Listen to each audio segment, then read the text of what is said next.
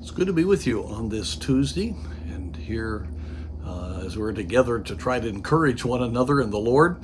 And I want to take you to a passage that has been an encouragement to me in regard to how God can grow me in my life. I don't have to stay static. I don't have to be defeated. I can grow. We read in Hebrews chapter 4, verse 12, "For the word of God is quick and powerful and sharper than any two-edged sword, piercing even to the dividing asunder of soul and spirit, and of the joints and marrow, and is a discerner of the thoughts and intents of the heart." And we know from Jeremiah, the heart is deceitful and desperately wicked, who can know it? And one of the struggles that we get into as believers is to look at ourselves from a human perspective instead of from a biblical, divine, spiritually empowered perspective. And we actually can deceive ourselves a number of different ways. We can think we're spiritual because we've had an emotional high. We can think we're spiritual because we've had an intellectual high. We've understood something. We can think we're spiritual because of some experience that we have gone through, or because our willpower has made it to where we've had some success in doing things and developing a new habit. But none of those aspects are necessarily spiritual. They can be, but a lot of times that comes out of flesh works.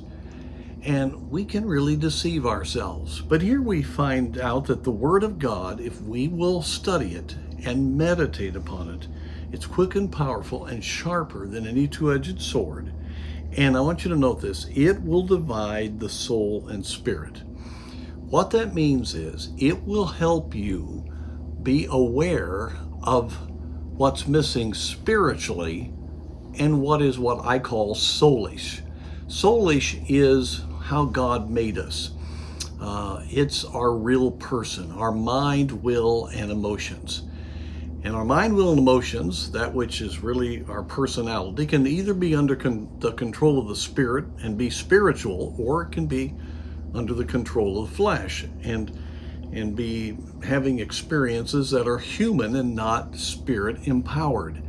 And so often Satan is going to try to counterfeit experiences in our soul from a fleshly perspective to keep us in the flesh so that we think we're spiritual when we're not.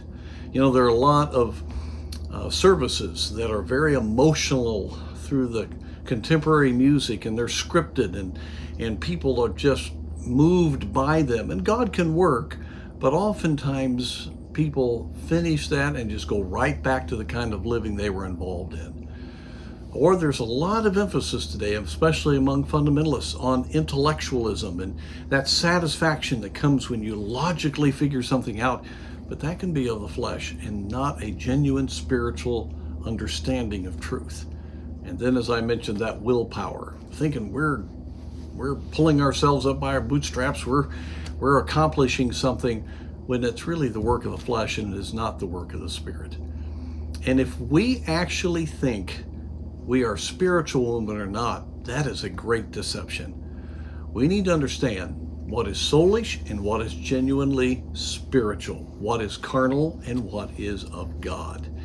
And the more you know the Word of God, and that's the point here, the Word of God will enlighten your mind. The Spirit of God, if you're open and humble, will show you, oh, that's an excess. That's not what it says. Willpower is not what is the case. It should be by grace. It should be through the Spirit of God's filling. And all kinds of truths will begin to just permeate your heart and mind if you meditate upon it and you yield to the Spirit of God, and you will see the difference. So may God help us to be encouraged by, but also challenged by the fact that we can know our heart if we will study the Word of God.